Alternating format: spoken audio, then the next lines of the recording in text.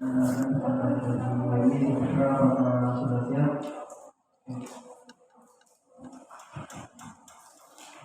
Assalamualaikum warahmatullahi wabarakatuh. Selamat pagi Bu, teman-teman.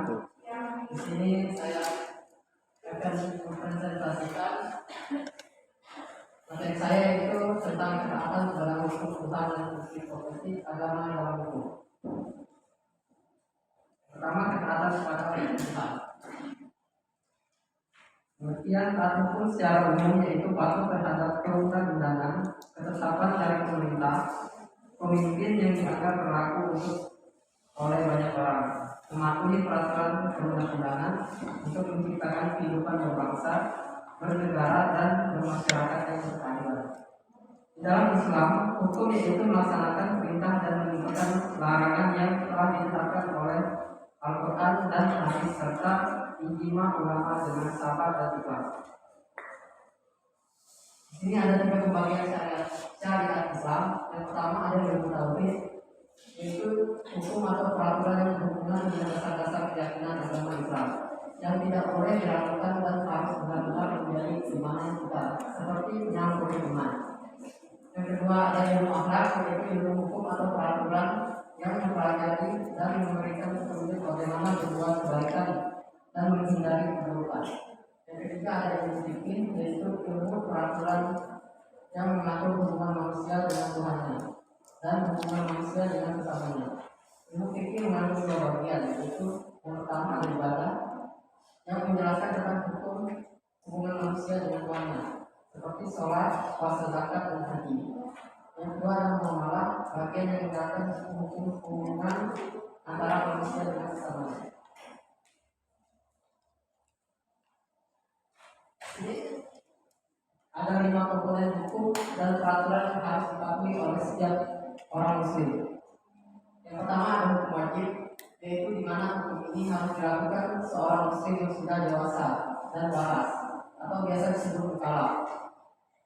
Dikerjakan mendapat pahala dan apabila tidak dikerjakan akan mendapat dosa. Misal sholat waktu, puasa di bulan Ramadan dan lain-lain. Yang kedua ada sunnah. Sunnah adalah suatu perkara yang apabila dilakukan umat Islam akan mendapat pahala dan jika tidak dilaksanakan tidak berdosa. Misal sholat duha, tahajud dan lain-lain. Yang ketiga ada hukum haram, adalah suatu peraturan yang sama sekali tidak boleh dilanggar atau dilakukan oleh umat muslim. Misalnya membunuh, durhaka kepada orang tua. Yang keempat ada makruh, adalah suatu perkara yang dianjurkan untuk tidak dilakukan. Akan tetapi jika dilakukan tidak berdosa dan jika ditinggalkan akan mendapat pahala dari Allah SWT. Misal seperti merokok, lalai dan lain-lain. Yang kelima ada mubah, adalah suatu perkara yang jika dikerjakan seorang muslim mukallaf tidak akan mendapat dosa dan tidak mendapat pahala. Misal makan dan minum sambil berdiri, minum lalu. Dalam ajaran Islam, umat Islam wajib mentaati hukum yang telah ditetapkan Allah, karena orang yang mendapat Tuhan itu adalah mukallaf, baik berupa tuntutan, pilihan maupun larangan. Oleh karena itu, bila seorang telah mengamalkan semua kitab Allah, baik berupa tuntutan yang wajib dan sunnah, larangan haram dan makruh maupun pilihan atau mubah, maka orang tersebut akan menolak perbuatan zalim terhadap sesama manusia maupun sesama makhluk hidup. Selanjutnya ada fungsi politik agama dalam hukum. Pengertian politik agama. Politik berasal dari bahasa Inggris, yaitu politikal yang mempunyai makna kenabian atau sifat yang ada dalam diri seorang nabi, yaitu sifat nabi yang mempunyai diri sebagai manusia yang ideal secara spiritual individu, tetapi juga menjadi pelopor perubahan, membimbing masyarakat ke arah perbaikan dan melakukan perjuangan tanpa henti melawan penindasan. Politik agama adalah sarana untuk menuju kebahagiaan batin manusia yang sifatnya baik, berkualitas dan bermoral.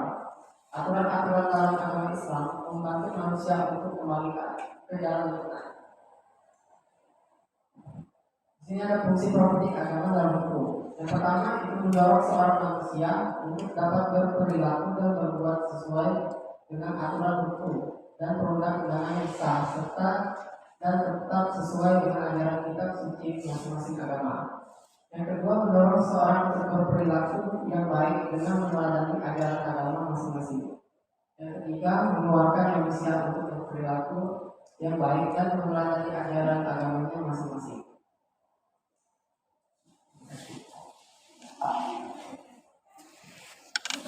Oke, terima kasih atas presentasi dari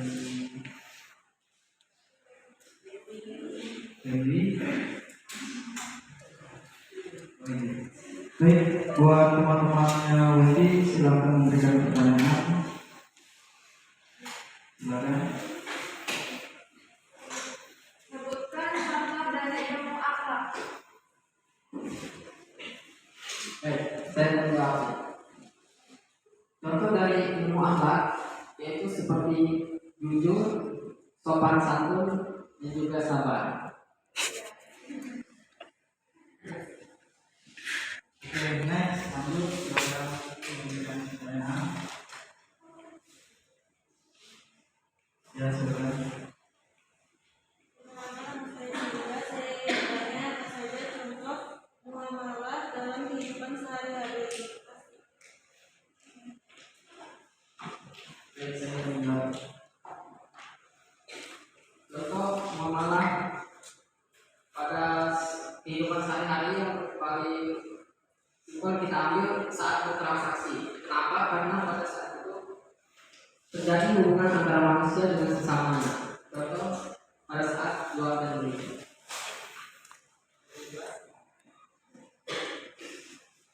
Baik, apakah pertanyaan yang diberikan tadi sudah jelas? Oke, kita next, silakan berikan pertanyaan. Silakan.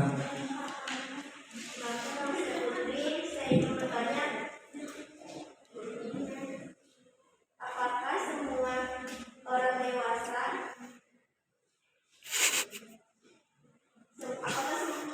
orang dewasa bisa dikatakan sebagai pembalap?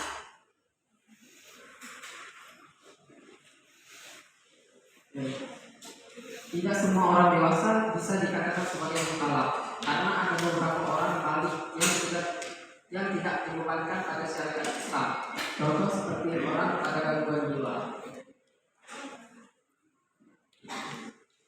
Oke, next. Silakan. Ya. Pertanyaannya, apakah semua orang dewasa bisa dikatakan sebagai mukallaf?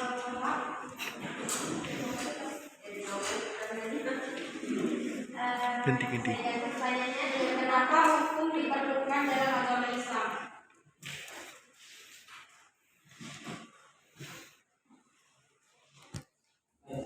Karena apabila tidak ada hukum dalam agama, maka manusia akan hidup dalam kesesatan. Dan juga hukum di dalam agama Islam merupakan salah satu cara umat Islam beribadah kepada Allah Subhanahu wa Ta'ala, yaitu dengan cara mentaati semua hukum atau peraturan yang sudah ditetapkan oleh Allah. Oke, next, silakan temannya memberikan pertanyaan.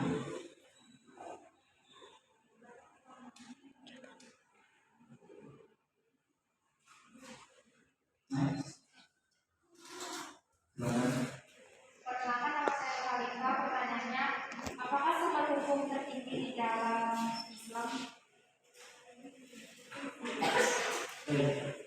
Sumber hukum tertingginya di dalam Islam yaitu Al-Quran. Selain sebagai kitab sucinya umat Islam, Al-Quran juga merupakan sumber hukum Islam yang pertama dan paling utama. Next, yang terakhir silakan memberikan pertanyaannya. Baik, silakan. Saya ingin bertanya, apakah agama sangat penting dalam kehidupan manusia?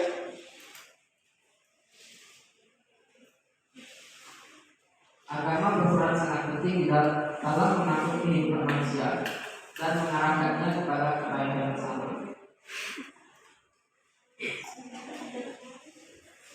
Oke, baik, terima kasih atas pertanyaan yang diberikan kepada ini Bapak dan Bapak Ibu.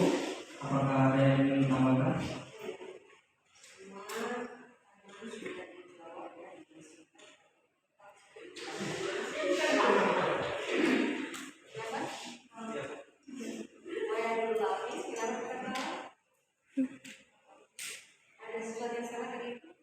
ada Bu. Ini Ibu simak dulu tambah hasilnya ini. Ini apa dia? Kesehatan itu harus betul-betul teliti. Ketaatan ada begitu sampai misalnya ketaatan kepada kebutuhan dan fungsi protektif.